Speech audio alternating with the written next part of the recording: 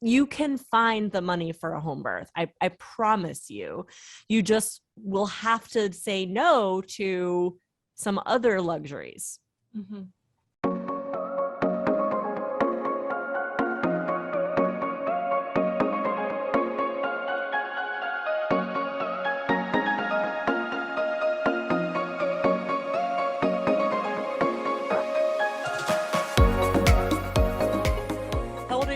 How old are your kids? The youngest is 7, so it's 7, 9, 13, 16, and 26. Whoa. Very big space. Wait a minute. Kim, how old are you? Oh, 43 next month. you'll look incredible. That's amazing. Yeah. Oh, thanks. I had him when I was 16, so that's the trick. I tell everyone to get pregnant in high school, and you're a cool young mom. Yeah. You know, I mean, listen, when I look back at the things that I did because I was a cool young mom, I don't even know how he's alive. So we're very close. That's all that matters. Yeah. That's cool. Yeah, I was not that young. I was 18 when my first was born. And so it's close, but I always look back on it and I'm like, it's going to be so great. My kid's going to be graduated from high school when I'm 38 years old. Like, it's the best, you know, that's going to be so cool. Yeah. But it, you know, I didn't get that like bad college experience and you know, I never did all that. I was married at 18 and then pregnant and then, you know, was a mom working a full-time job and had a mortgage. Like it's just different. Yeah. You do miss a lot. Like, yeah, I didn't go away to college either. And I visited several times, but it's not the same. But do you find that how old is your youngest? Did you only have one? I had 2, but I was pregnant 6 weeks postpartum. So my next baby is 11 months younger. Girl, that's my fear. I'm so scared. So like, I guess I wouldn't say I was pregnant 6 weeks postpartum. I guess you could say I was pregnant 8 weeks postpartum. But like the day my midwife cleared me at 6 weeks, we got pregnant. The first time. That's messed up. Mother Nature had something coming for you. Listen, Bekah, you can stop that, you know, just so you know. Don't worry. There's a way. So do you find that you're doing all your stuff now? You know what I'm saying? Like, you know, are you doing things now that you didn't do before? Yes and no. You know, so after my babies were born, I quickly, like, my husband and I were homeless and on WIC and food stamps and had 2 infants under 2, and we had to figure it out. You know, we were like, we can't live like this. So he went to school and I got a job, and like with the agreement that someday we would just swap. Right. Yeah. And so I worked full time, you know, 50 hours a week, and he went to school full time. And, I didn't leave that job until 6 months ago. Wow. Oh my God. When he 12 and 13. Okay. Wow. Oh my. Yeah. Whoa. So I, now we're flip-flopped, right? Now he's working and I'm in school for midwifery. And so no, because like, I still haven't had that chance to say, like, I can just let loose, you know, it's a little different. My kids are older. Like they make their own breakfast. They do their own thing. I can take a cannabis gummy and like enjoy if I'm not on call. So it's yes and no. Like I can enjoy, but I can like high class enjoy, you know? Yeah. Yeah. Okay. You know? Whoa. I think maybe when they graduate high school and I have a midwifery practice and my husband's a traveling musician, we will be probably similar to how we would have been at 18. Probably. Love it. You know? That will be fun because you'll be like, it will be fun. Got the cash money for it. And Whew, I hope so. But you know, Bekah, when you were 18. Right. We did not have. Right. And maybe other people did, mommy and daddy's money and, you know, stuff like that. So, but I gotta say, Bekah, midwives we don't really get in it for the money. Yeah. That's because we're doing it wrong. Yeah, Kim, I think, and you know what? Midwifery Wisdom Collective's working on that too, you know, but it's scary. It's really scary. You know, I was talking to a midwife that I birth assist for, and she's like, I think I'm actually going to break 100K as a midwife. I'm like, that's amazing. And then I was like, but no offense, like you don't accept Medicaid. You do $6,000 cash pay for white affluent rich women. You're serving that. So like that's white not my community. cup of tea, really. That's not my jam. Is to like, so how do we do that? How do we serve all people in need and still pay our bills? Yeah, it's possible. I think it's possible. In Florida, it's 6,500. You know, so if you have people, if you have two of those, right, that's $13,000, and so then you take a Medicaid mom, that's 50, whatever, 3,000. That's like, what I was just that's what we were talking about. It's like for every 3 cash pay, take a Medicaid, and you should be fine. Right. I think what happens is if we're humans, we live outside of our means, right? So, but no one needs more than, you know, $20,000 a month. That's pretty, I mean, even with kids, like that's pretty substantial. I think you can. And I think that you're right in Florida, right? Florida is the only state that requires malpractice insurance. Do they require it now for they CPN? Require it. It is by law. You have to have malpractice insurance, and that's expensive. I think like I don't know. I just know that forever since I've known people or whatever, it's been required, and it's interesting. I think we're the highest litigated, and we're the one state with the most with the malpractice insurance. Right. Yeah. We have make a connection there. What'd you say? I said that's interesting connection there, right? Like when you carry insurance, you are going to get sued. Yeah. Yes. That's what it's for. Because people are like, oh, I can get money from the insurance company because that little poor midwife doesn't have anything. I'm not going to sue her. But you carry insurance? Yeah, I would never have. If I didn't have insurance, I would never take out insurance. Like, does Virginia require you? No. Does the birth center require it? No. If we got malpractice insurance because she did it to have like collaboration and to take insurance. To take insurance. Yeah, you have to have it to take insurance. Yeah. So I don't know. It's all a fucking money racket. So hard. Bullshit. Yeah. It is so hard. I have a friend who just texted me the other day, like, hey, so tell me about your home birth because I'm considering it with my next. And I was like, well, let me tell you. But then she texted me last night and she's like, so how much did you pay for your home birth? And then she told me her last baby, she paid $10,000 after her insurance. She paid $10,000 out of pocket for a hospital. And I was like, what? Like, I can't process in my mind that happening. And she was like, just telling me the whole mess it was. But like, she got the itemized bill. She was charged $10 per ibuprofen pill. Oh, yeah. And then an additional $3,000 just because it was a VBAC. Like they didn't do insurance for the insurance of the VBAC. For the insurance of the VBAC, exactly. Mm-hmm. And I was like having like my brain was like not making connections. I was like, you paid $10,000 after your insurance. You paid $10,000 out of pocket. I was like, yeah, you're gonna enjoy your home birth. You're gonna enjoy working with a midwife. Gosh, it's insane. I always explain it to people, like it's hard to say no to a free birth in the hospital, right? Like if you're gonna get a $50 bill, you really have to want it to pay $5,000 out of the hospital. But if you're gonna pay a percentage of your bill, like so many people come for baby number 2 because they ended up paying $8,000 after their insurance. I'm like, I tried to tell you.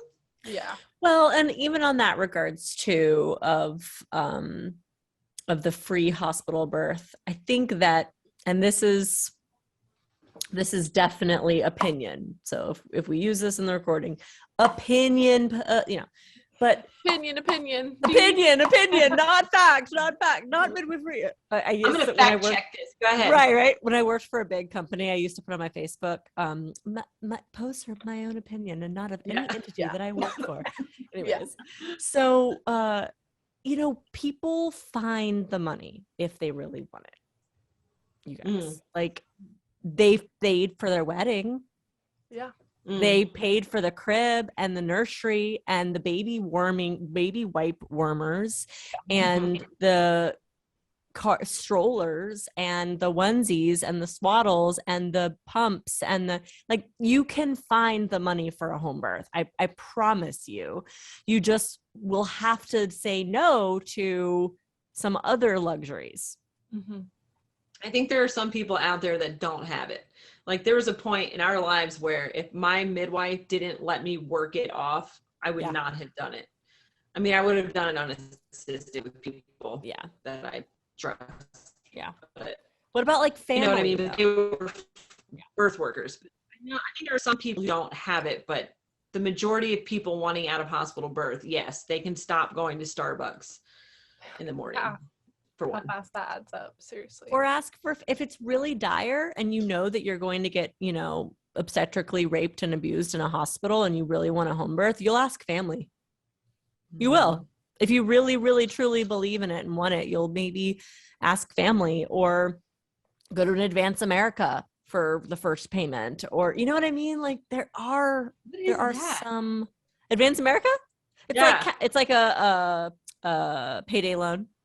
Oh, huh.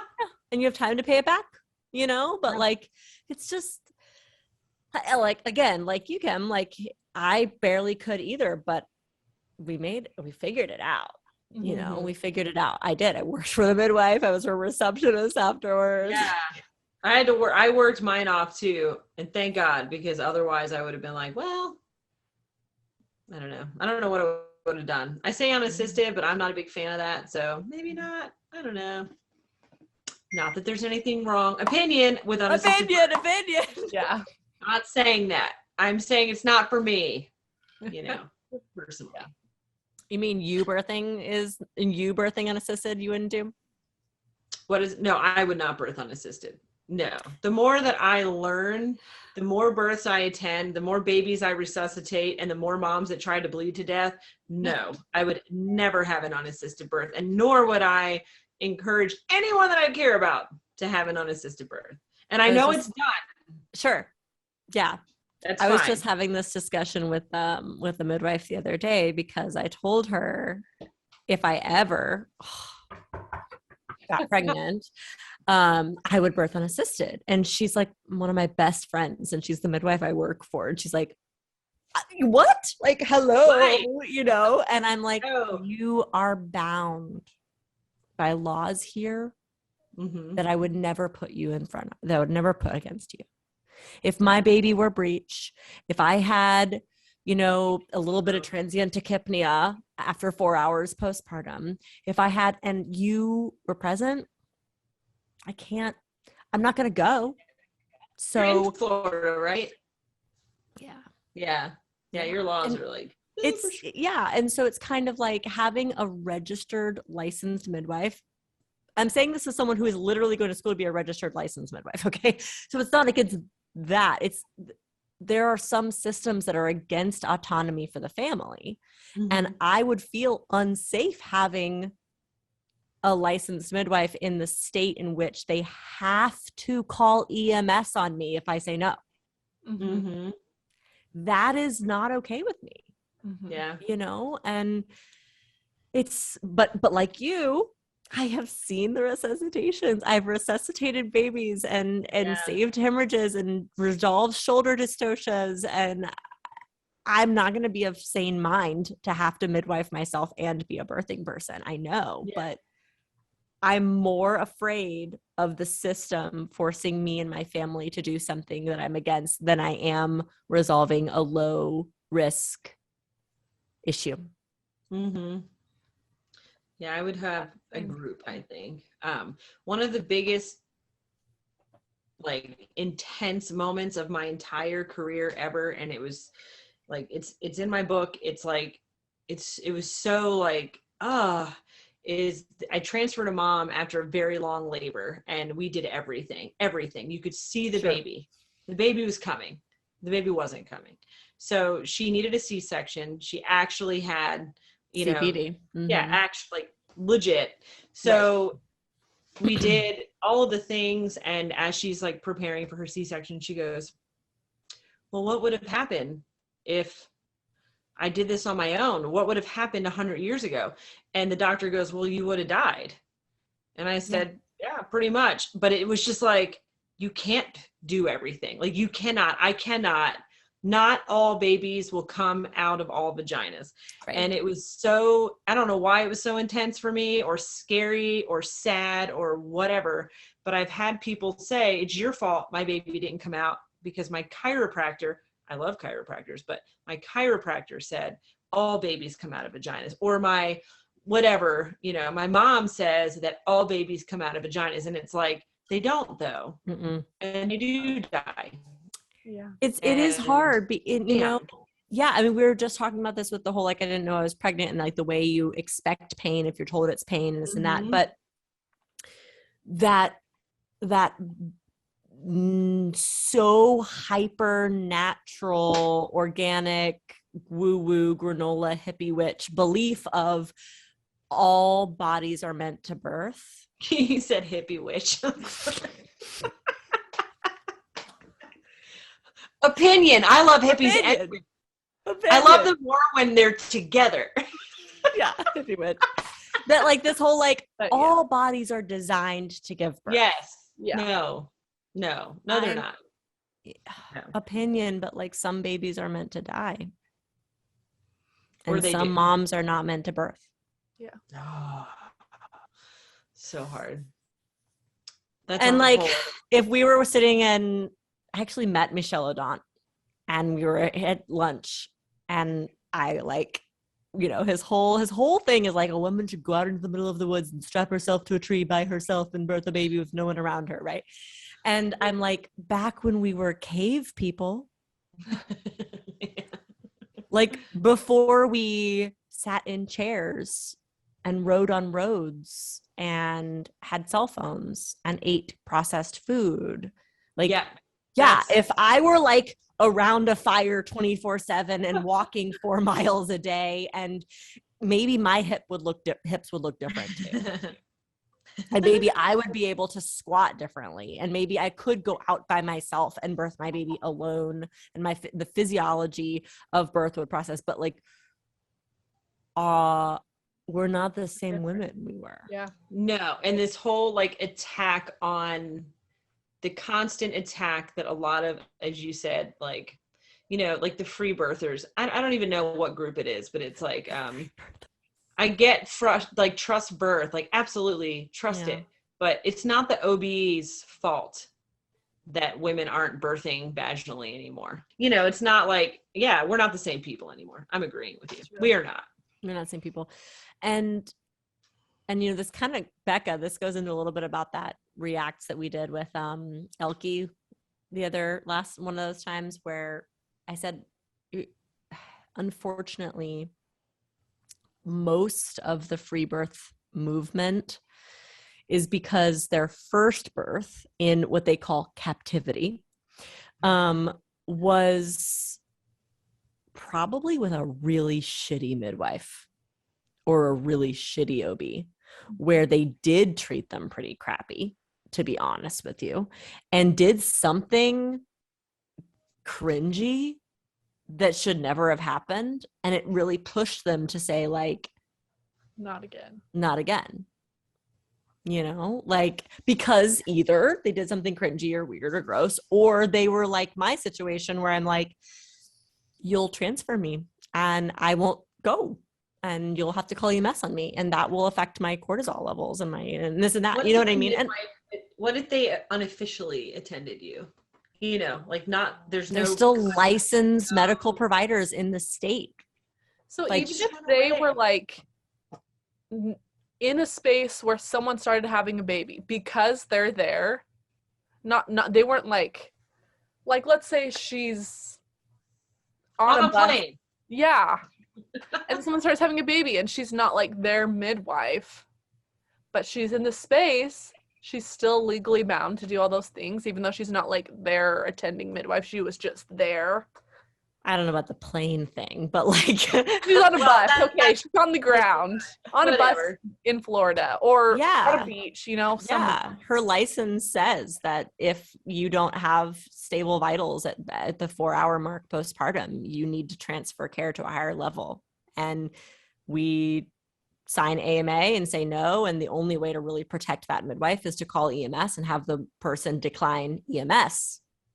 Because then it's proof that they did everything. Oh, you could do that. I would do that. I would do that before I would birth unassisted. And then you would just decline EMS. But that's like, that ruins my whole vibe. Yeah, right? You're going through that whole... I don't want that trauma. Listen, Leila, sometimes your vibe gets shaken a little bit. That's where stories get on my vibe.